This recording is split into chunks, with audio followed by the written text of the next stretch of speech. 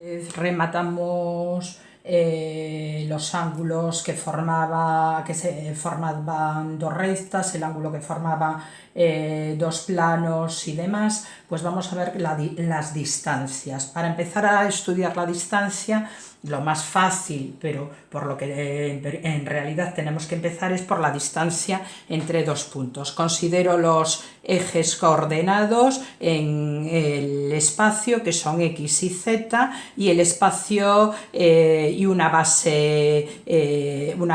base ortonormal más sencilla, que es el vector y 1, 0, 0, j 0, 1, 0 y k 0, 1, 1. Entonces tengo dos puntos respecto de esa base: A de coordenadas x1 y x1 z1 y b de coordenadas x2 y x2 z2. Entonces yo quiero calcular la distancia que hay entre A y B. Para calcular la distancia que hay entre A y B, considero el vector posición de A, que es OA, y el vector posición de B, que es OB. Entonces, como podéis comprobar, OA más AB es igual a OB, al vector OB. A mí lo que me interesa es AB. Entonces AB es OB menos OA, que es lo que hago aquí. ¿Lo veis? Lo podéis ver después especificado. ¿Quién es OB menos OA? Pues OB es el vector x2 y su2 z2, y OA es x1 y su1 z1. Como estamos acostumbrados en el plano, esto es x2 menos x1, y su2 menos y1 y z2 menos z1. Este es el vector AB. Y de este vector AB nosotros queremos calcular su longitud. La longitud del vector AB, o la distancia que hay del vector AB, que es exactamente lo mismo, coincide con el módulo de ese vector. Y como sabéis, el módulo de ese vector es x2 menos x1 al cuadrado, y su2 menos y1 al cuadrado, y más z2 menos z1 al cuadrado. Como tenéis aquí la fórmula de la distancia entre dos puntos. Tenéis ahí un ejemplo para ver y si entendisteis la definición, que no tiene nada, es algo hiper conocido por todos vosotros. Vamos a ver ahora la distancia entre un punto y un plano. Bueno, aquí las cosas se complican un poquito más, pero muy poquito más, porque ya vimos con anterioridad el año pasado la distancia de un punto a la recta. Consideramos alfa el plano AX más BY más CZ más D igual a 0, y el punto respecto al que queremos calcular la distancia al plano, P de coordenadas x0, y0 y z0. Bueno, pues se define la distancia de este punto al plano como la longitud de la distancia o la longitud del segmento PQ. Es decir, Q no es más que la proyección ortogonal de P sobre el plano alfa. Entonces la distancia la medimos como la distancia que hay entre x0 y su0 z0 y el punto Q. Vamos a ver, Q, como os acabo de decir, es la proyección ortogonal de P sobre el plano alfa. Aquí nos habla la proyección ortogonal de MP. A ver, nosotros tenemos que el vector normal al plano, y trazamos un segmento más largo que la longitud de ese vector. Como podéis comprobar, se forma un paralelogramo, y la distancia que hay, esta longitud, es exactamente a la distancia que hay entre el punto P y el punto Q. Si nosotros consideramos el vector normal, y esto sería nada más y nada menos que la distancia que hay de P a alfa, y considero el vector M mayúscula P, esto sería su módulo, la proyección ortogonal de MP sobre este nuevo vector es esta, ¿no? Es la proyección ortogonal. Hacemos la proyección ortogonal y la proyección ortogonal que tenemos es esta longitud. Entonces, sabíamos que ¿qué pasa con la proyección ortogonal? Aquí se forma un ángulo que podemos considerar el ángulo alfa. El coseno de ese ángulo alfa, como todos bien sabéis, es la distancia de P a alfa partido por el módulo de MP. Entonces, el módulo de MP por el coseno de alfa es la distancia de P, bueno, le llamaría beta para que no haya confusión con el plano, de P al plano alfa. ¿Qué pasa? Nosotros no tenemos por qué conocer este ángulo beta, pero yo lo que sí sé es que el módulo del vector normal al plano por el vector MP es igual a, evidentemente, el módulo de n por el módulo de MP y por el valor absoluto del coseno de alfa. Bueno, entonces, si aquí cogemos valores absolutos, porque esta distancia tiene que ser siempre un número positivo, podemos ver que MP coseno de alfa no es más que la distancia que hay de P a alfa.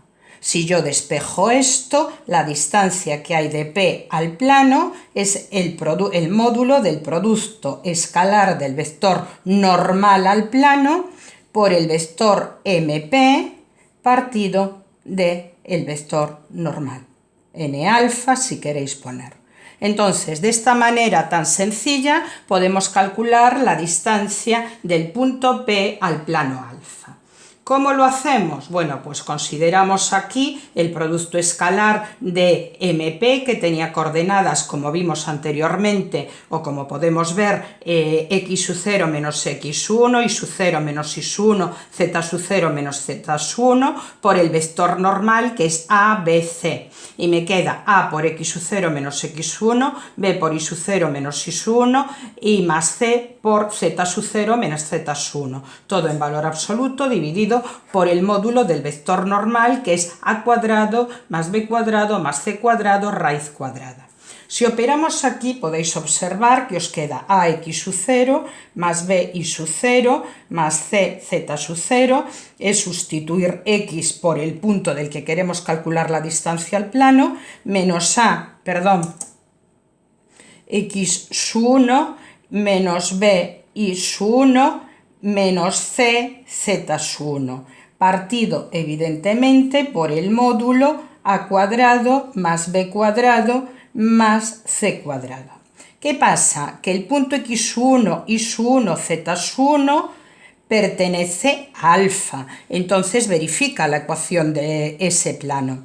Por lo tanto, ax1 más b y1 más c z1 más d es igual a 0. Si la ecuación del plano viene dado de esta manera, como si lo vimos. Entonces, d no es más que menos ax1 menos b y1 menos c z1. Por lo tanto, si ahora aquí cambio esto, me quedaría que la distancia del punto x sub 0, y sub 0, z sub 0 al plano ax más bi más cz más d igual a 0 es ax sub 0 más b y sub 0 más cz sub 0 más d en valor absoluto partido de a cuadrado más b cuadrado más c cuadrado, que es la fórmula que tenéis ahí. Os recordará inmensamente a la distancia de un punto a una recta. Lo que os aclaré yo en el papel, os lo pongo aquí como un asterisco. M es un punto del plano, entonces verifica su ecuación y despejando nos queda esto. Por lo tanto, la distancia de un punto a un plano viene dado por sustituir en el plano las coordenadas x y z por las respectivas del punto y hacer a por x sub 0, b y sub 0 más cz sub 0 más d en valor absoluto partido evidentemente por el módulo del vector normal del plano. Bien, ¿qué pasa en el caso en el que ahora vamos a ver, vimos la distancia de un punto a cualquiera, un plano, de la distancia entre una recta y un plano? Solo podemos calcular la distancia entre recta y plano cuando recta y plano son paralelas, porque si es secante o la recta está incluida en el plano, pues evidentemente la distancia es cero. Calcular la distancia entre una recta paralela a un plano, que son entre recta y plano paralelos, es simplemente coger un punto de la recta y calcular la distancia de ese punto al plano correspondiente. No hay más. La distancia de R a pi es la distancia de P, de un punto P cualquiera, a ese plano. Ojo, lo primero que tenemos que comprobar es que en realidad la recta y el plano son paralelos. Espero que me dé tiempo de hacer un ejemplo que tengo aquí, que me dice, dada la recta R, es un ejercicio de selectividad, septiembre del 2018, x más y más z menos 2 igual a 0, x menos y más z menos 2 igual a 0, y me piden que calcule la distancia, bueno, hay otros apartados, pero calcula la distancia de R al plano pi.